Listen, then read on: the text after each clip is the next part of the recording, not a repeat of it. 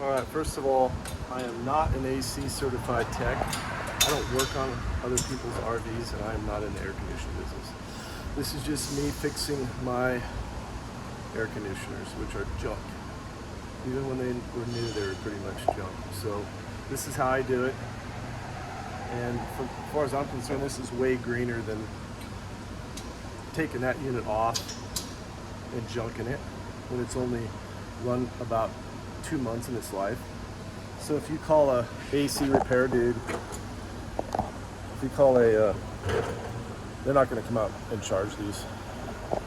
It's just not what they do. They don't come up here and put 410A in the air conditioning units. I'd be shocked if you could find anybody. If you could, good, but they have to put the port in. They're going to want to braze it. They're going to want to take all the Freon out and do it the right way. If you call an RV guy, he's going to come out on a service call, and I watched a bunch of YouTube videos, and he's going to check all this stuff, make sure it all works, and everything's going to work, and the fan's going to work, and the relays are going to work, and the thermostat's going to work.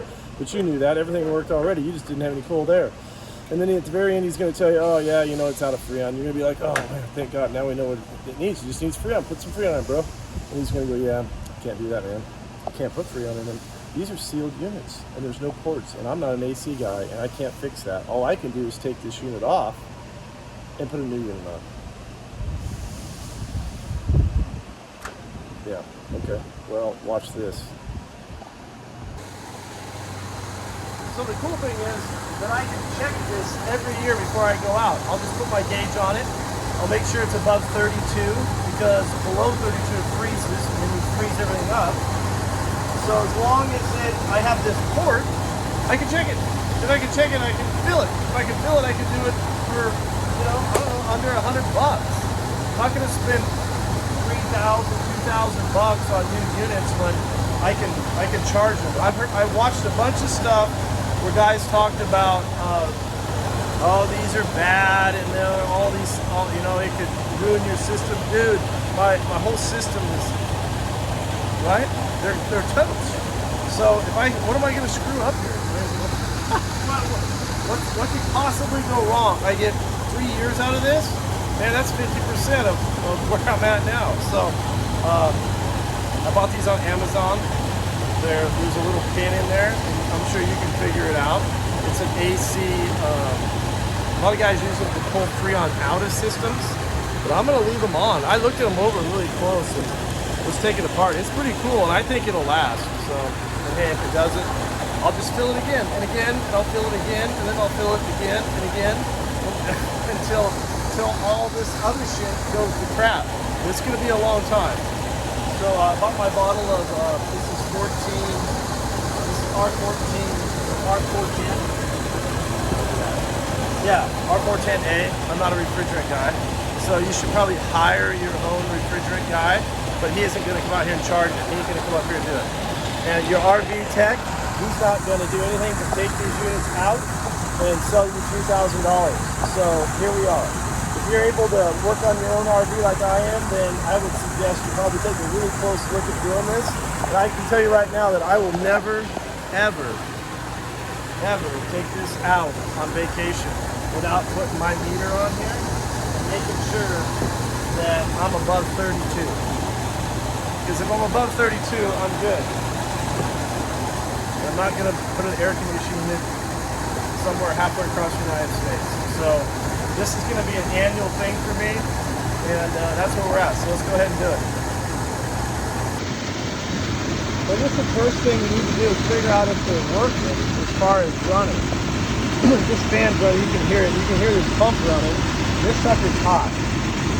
This line's hot. This is the high pressure coming out of here. You can feel it's hot. Off the bottom side is the low pressure.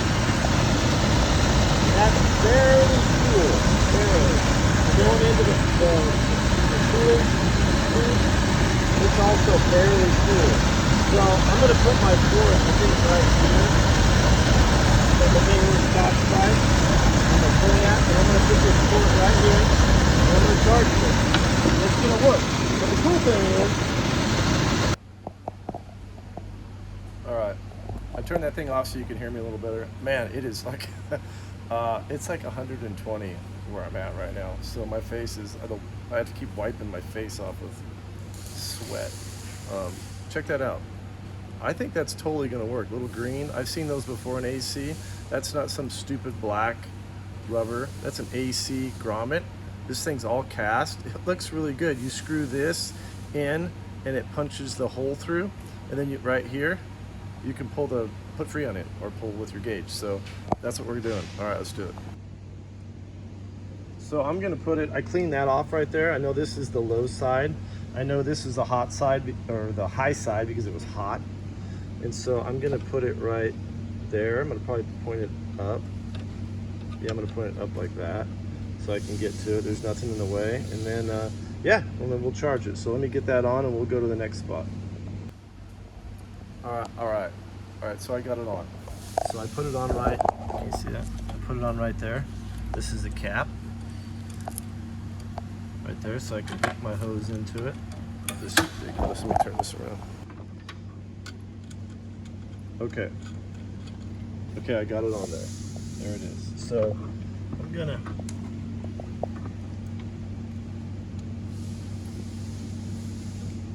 hook the hose up first, so I'm sealed. Kind of really makes me mad that, you know, you got to be an expert to license to do this, but you don't have to be licensed to buy the Freon. You just have to sell it to somebody that is, or have somebody that knows what they're doing. So obviously I'm not going to show you doing it because I've had enough government bullshit in my life. But I'm going to go in here, and that's piercing it. And now when I back it out, it's going to charge, but I'm not going to do that yet because I'm going to burp this thing. So I'm going to turn the pressure on here, run pressure through up into here and bleed it out just a little bit of just pressure. It's not any Freon coming out, it's just gas. The Freon's on the bottom of this tank. So I'm gonna do that first, then I'm gonna flip this over, and then I'm gonna go turn the unit on.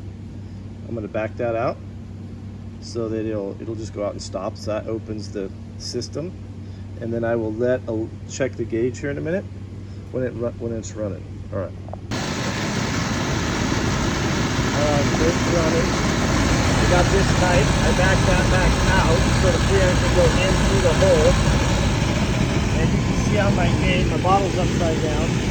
You can see on my gauge that it should be up around 32 up here, 40. So we're just gonna let a little bit in at a time.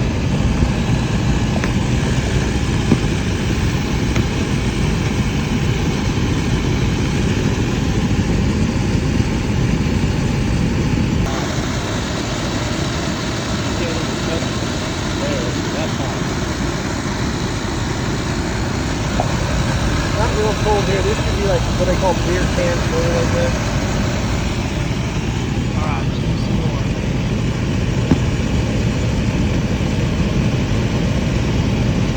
Oh, look at that.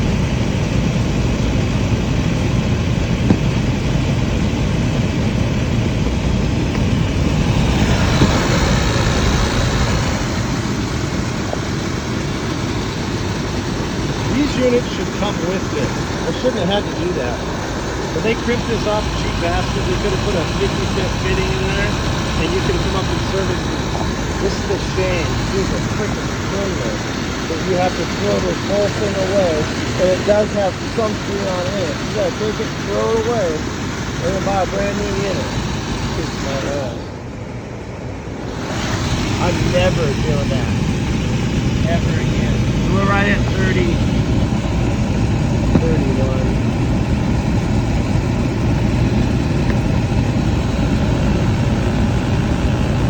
We should be getting close to making air conditioning now.